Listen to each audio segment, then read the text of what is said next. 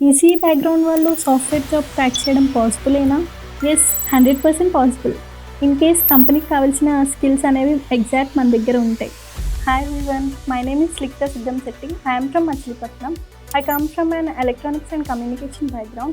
I got placed in Capgemini as an analyst. యాక్చువల్‌గా నా BTech మొత్తం ఈసీఈ మీద కంప్లీట్ అయింది. కంప్లీట్ అయిన తర్వాత మా అన్నయ్య నెక్స్ట్ వేవ్ ఇంటెన్సివ్ సజెస్ట్ చేశాడు. ఎందుకంటే మా అన్నయ్య వాళ్ళ ఫ్రెండ్ నెక్స్ట్ వేవ్ ద్వారా ప్లేస్ అయ్యారు. నేను ఈసీఈ నుంచి కదా నేను కోడింగ్ చేయగలనా అని చాలా డౌట్ ఉండేది. కానీ మన నెక్స్ట్ వేవ్‌లో బేసిక్స్ నుంచి అడ్వాన్స్ దాకా చాలా మంచిగా చెప్పేవాళ్ళు మనకి.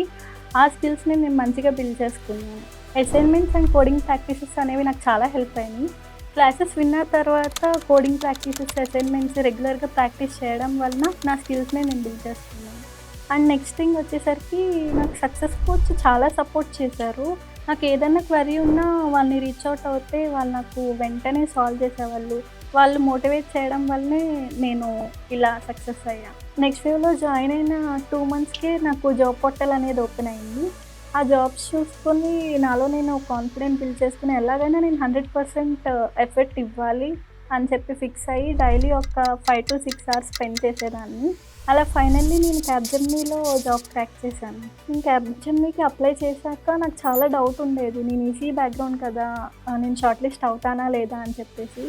నేను finally I got short listed. Short list అయిన తర్వాత ఫస్ట్ రౌండ్ వచ్చేసరికి communication assessment, second round technical assessment, third round technical interview, fourth round HR interview.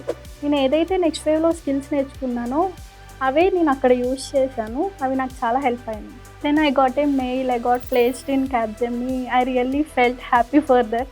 ఎప్పటినుంచో ఆఫర్ కోసం వెయిట్ చేశారు. ఫైనల్లీ ఆ ఆఫర్ వచ్చిందని తెలియగానే మా పేరెంట్స్ చాలా హ్యాపీగా ఫీల్ అయ్యారు.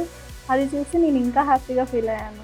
Finally I would like to sincere thanks to the next wave team for transforming my career to achieve my dream job.